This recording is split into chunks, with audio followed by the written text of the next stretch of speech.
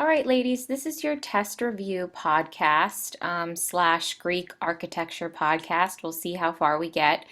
Um, I think when we left off, we had covered the Temple of Hera 1, which is ancient Greek architecture. And do you remember what type of columns the Temple of Hera 1 had? Hopefully you answered Doric columns. There were three order of columns that we talked about, and I'm going to go to them in just a moment here. So here is the Temple of Hera 1. Note that it's located in modern day Italy, but originally was in this territory of ancient Greece. And look at the columns, okay? Clearly these are Doric columns, but what else did we say about the columns? What else can you say about them? Hopefully you're thinking that they are fluted. They have the very simple pancake capital, okay? So we have the shaft and then the capital. And then also that they're very thick and very close together. And remember how we talked about how they're tapered at the top and then they bulge slightly in the center? Okay, so if you want to see that more closely, just look at that handout that I gave you, okay? And then also remember, what is the term for the base of the temple? Begins with an S, okay? Hopefully you said stylobate, okay? And then here are our three column orders, Doric, Ionic, and Corinthian. So Doric is the most basic, it's very wide, and it has metopes, okay? So if you look down here, you have the triglyph, remember 3 stones, so they're like 3 vertical stones, and then you have the metope in the center. So you would only see this arrangement here on a Doric column, okay? Note that this whole section here, so you have Doric, Ionic, Corinthian, they all have this area up here, which all has different parts, but note that the whole thing is called the entablature. Entablature, you'll have to know that term, so remember that, okay? We're going to look at some more temples today that contain Ionic columns and Corinthian columns. So the first Greek temples that we know about contain mostly Doric columns. As we get later on into the classical period and the Hellenistic period, we see these Ionic columns appear and Corinthian columns appear. And they get more decorative as we get later on in time. So the Ionic columns are also tapered. So you see this bottom chunk here is slightly fatter than the top chunk. So they also taper as they get upward, but they're more slender, okay? And then at the top, at the capital here, we call this a scrolling volute, okay, so kind of like a scroll. And then in the Corinthian column, still more slender, still fluted, but now we have a very, very decorative capital, and these are called acanthus leaves, which are a popular plant in Greece during this time. So, you know, hence why we have this appearing in the column capital. So just be familiar with the different columns. You should be able to recognize the different columns. Sometimes they have 2 different kinds of columns in one temple. So just be on the lookout for that. Okay, and also pay attention to this slide because we have to remember the purpose of a Greek temple. And we talked about this in class, so hopefully you remember that the purpose of a Greek temple was to house the god for whom it was built for, okay? However, it was still a public place. Do you remember where everyone gathered to worship?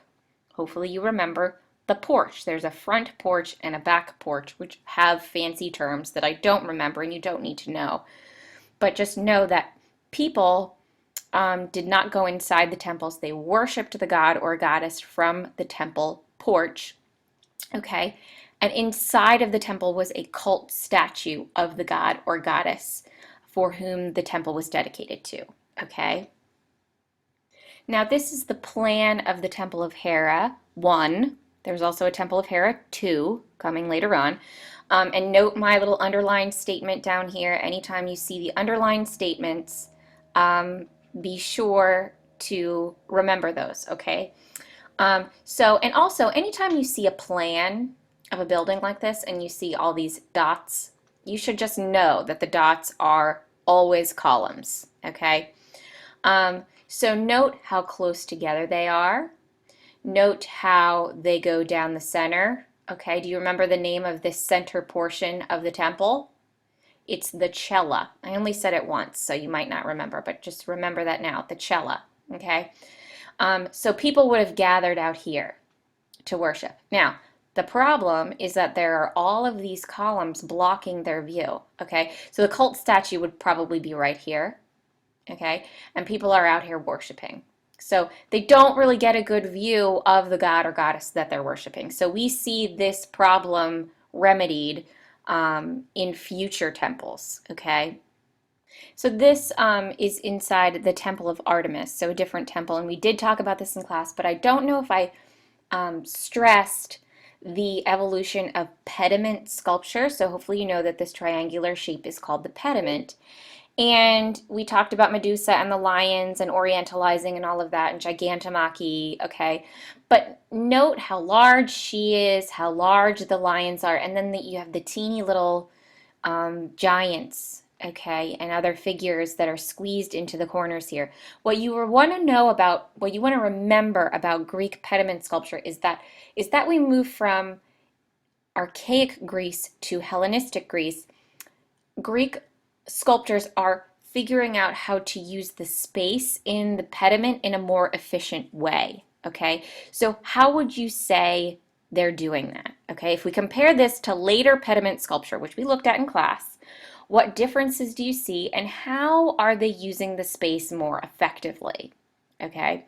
Hopefully you answered that they made the bodies twist and turn and lie down and put them in more interesting positions so that they could fill this triangular shape more efficiently, okay? Okay, looking at more archaic Greek sculpture here.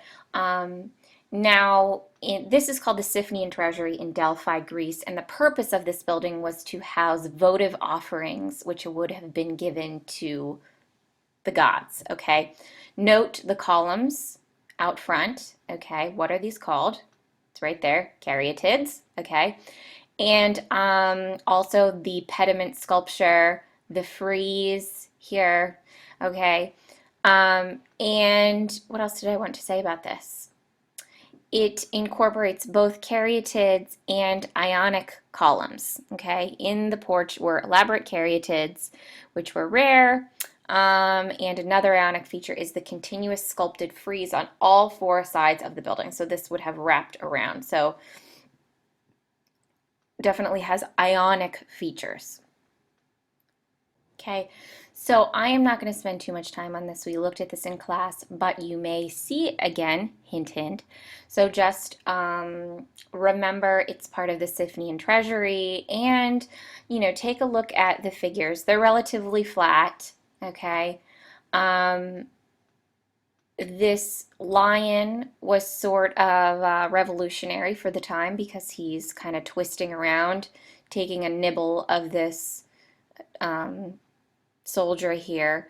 So, yeah, definitely remember this frieze. Would have been part of the frieze wrapping around the Siphnian Treasury, okay? So we're going to take a look at an early classical temple, the temple at Aegina dedicated to Apphia, which sits on a ridge with a view of the sea. And many Greek temples sit on top of a hill, okay? Most notably the Acropolis, which means city on hill. So most of them do. The interesting thing about this temple of Apphia is that it combines 6 Doric columns on the facade and 12 on the flanks. So it's much more compact than the temple of Hera 1, okay? So if we take a look here, okay, here is why is this not moving? There we go. So you can see that it's still Doric, okay? You have the very simple pancake capital. However, the Doric columns are more slender and they are further apart, Okay, now here we have a reconstruction drawing and a plan. All right, what differences do you see between this plan and the Temple of Hera 1 plan?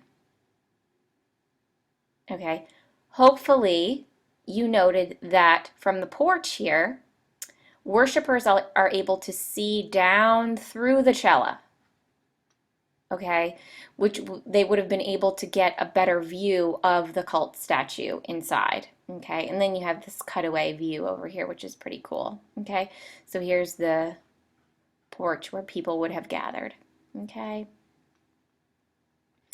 And now we're in the high and late classical period, and here is this pediment sculpture that I was talking about earlier. We already talked about it, so I'm not going to spend too much time, but compare this to the earlier pediment sculpture I showed you with Medusa and the lions, and, see how more effectively the sculptor has utilized that triangular space in the pediment.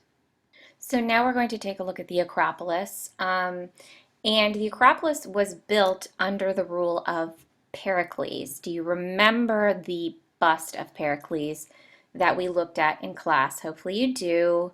Here it is. We have his elongated skull and giant forehead, which was covered up by the helmet, so very idealized.